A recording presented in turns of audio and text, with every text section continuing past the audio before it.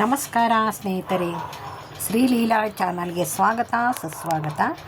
ಈ ದಿನ ನೋಡಿ, ನಾನು ಉಳಿದ ಅನ್ನದಲ್ಲಿ ಬ್ರೇಕ್ಫಾಸ್ಟ್ ರೆಸಿಪಿನ ಯಾವ ರೀತಿ ಮಾಡ್ಬೋದು, ಹಾಗೆ ಲಂಚ್ ಬಾಕ್ಸಿಗೂ ಬರುತ್ತೆ. ಇದು ತರಕಾರಿ ಹಾಕಿ ಮಾಡಿರ್ತಕ್ಕಂತಹ ಬ್ರೇಕ್ಫಾಸ್ಟ್. ಇದು ಮಕ್ಕಳಿಗೂ ಒಳ್ಳೆಯದು, ಹಾಗೆ ನಮಗೂ ಒಳ್ಳೆಯದು. ಅರ್ಜೆಂಟಾಗಿ ಹೋಗ್ತಿರ್ತೀವಿ, ತರಕಾರಿ ಕಟ್ ಮಾಡಿ ಇಟ್ಟಿರ್ತೀವಿ, ಏನೂ ಮಾಡಲಿಕ್ಕಾಗೋದಿಲ್ಲ, ಅನ್ನ ಬೇರೆ ಉಳಿದಿರುತ್ತೆ, ಎಷ್ಟೋ ಅಂತ ಅನ್ನ ತಿನ್ನಲಿಕ್ಕಾಗುತ್ತೆ ಮರುದಿವಸ. ಅದಕ್ಕೆ ನೋಡಿ, ಈ ತರಕಾರಿ ಉಪಯೋಗಿಸ್ಕೊಂಡು ಒಂದು ಹೊಸ ಥರದ ಬ್ರೇಕ್ಫಾಸ್ಟ್ನ ಮಾಡಿ ತೋರಿಸ್ತಾ ಇದ್ದೀನಿ. ಹೆಲ್ದಿ ಬ್ರೇಕ್ಫಾಸ್ಟ್ ಇದು. ತರಕಾರಿ ತಿನ್ನಲ್ಲ ಅನ್ನೋರಿಗೆ, ಮಕ್ಕಳು ಹಠ ಮಾಡ್ತಾ ಇರ್ತಾರಲ್ಲ, ಅವ್ರಿಗೂ ಸಹ ಒಳ್ಳೆಯದಿದು.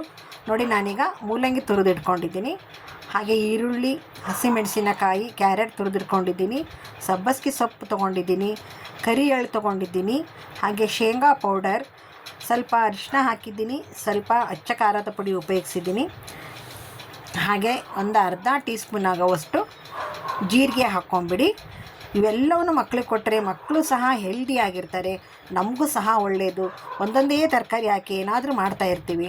ಎಲ್ಲ ತರಕಾರಿನೂ ಉಪಯೋಗಿಸಿ ಈ ರೀತಿ ಮಾಡೋದ್ರಿಂದ ನಾವು ಹೆಲ್ದಿ, ಮಕ್ಕಳು ಹೆಲ್ದಿ. ಓಕೆನಾ?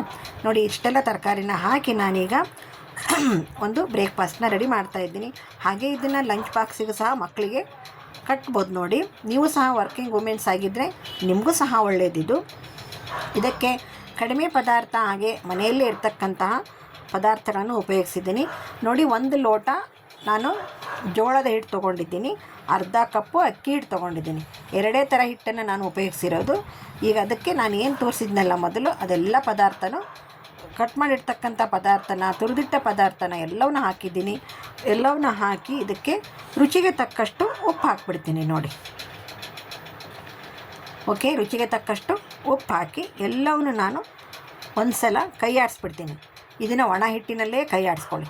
ಆಮೇಲೆ ಬೇಕಿದ್ರೆ ನೀರನ್ನು ಸ್ವಲ್ಪ ಸ್ವಲ್ಪನೇ ಹಾಕಿ ಕಲಿಸ್ಕೋಬಹುದು. ನೋಡಿ, ಈ ರೀತಿ ಎಲ್ಲ ಪದಾರ್ಥನೂ ಹಿಟ್ಟಿನಲ್ಲೇ ಹಾಕಿ ನಾವು ಚೆನ್ನಾಗಿ ಕೈಯಲ್ಲಿಯೇ ಕಲಿಸ್ಬೇಕು. ಸ್ಪೂನ್ಗೀನು ಉಪಯೋಗಿಸಿ ಇದು ಮಾಡೋದ್ರಿಂದ ನೀವು ಅದನ್ನು ನೀರು ಬಿಡ್ಕೊಳಲ್ಲ ಬೇಗ. ಅದಕ್ಕೋಸ್ಕರ ನೋಡಿ, ನಾನು ಕೈಯಲ್ಲಿಯೇ ಕಲಿಸಿ ಈ ರೀತಿ ಸ್ವಲ್ಪ ಸ್ವಲ್ಪನೇ ನೀರು ಚಿಮುಕಿಸಿ ಚಪಾತಿ ಹಿಟ್ಟಿನ ಅದಕ್ಕೆ ಕಲಿಸಿ. ನೋಡಿ, ಇಷ್ಟು ಮೆತ್ತಗಾದರೆ ಸಾಕು. ಓಕೆ, ನೋಡಿ ಎಷ್ಟು ಚೆಂದ ಕಾಣಿಸುತ್ತೆ. ನೋಡಿ, ಅದು ತರಕಾರಿ ಎಲ್ಲ ತುರಿದು ಹಾಕಿರೋದು.